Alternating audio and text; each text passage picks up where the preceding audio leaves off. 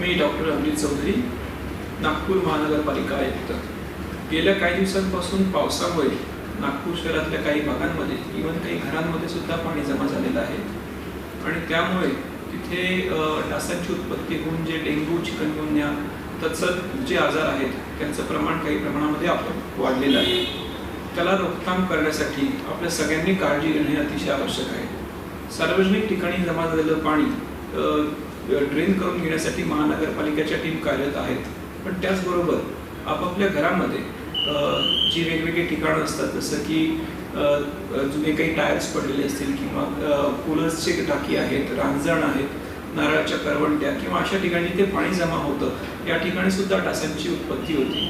ही breeding रोखण्यासाठी आपल्याला सगळ्यांना या ठिकाणचं जे आहे सगळ्यांनी घरामध्ये एक आठवड्यातून किमान एक दिवस तरी कोरडा दिवस पाळला पाहिजे आणि या ठिकाणी जमा झालेलं पाणी जे आहे ते ड्रेन केलं पाहिजे।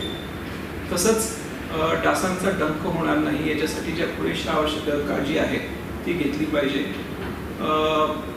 महानगरपालिकेची जी टीम आहे त्यांच्या मार्फत आपण वेगवेगळ्या एरियामध्ये स्प्रेइंग आणि फॉगिंगची ॲक्टिव्हिटी करत आहोत, त्यांना आपण सगळ्यांनी सहकार्य करावं।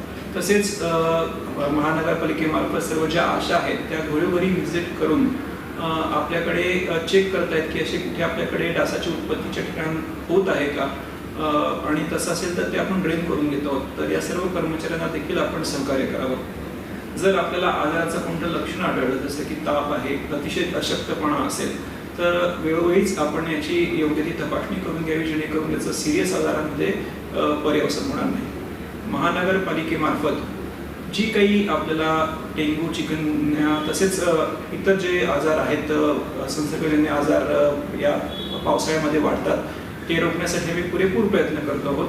त्यात आपली सहकार्य देखील आपण सगळ्यांनी करावे। धन्यवाद।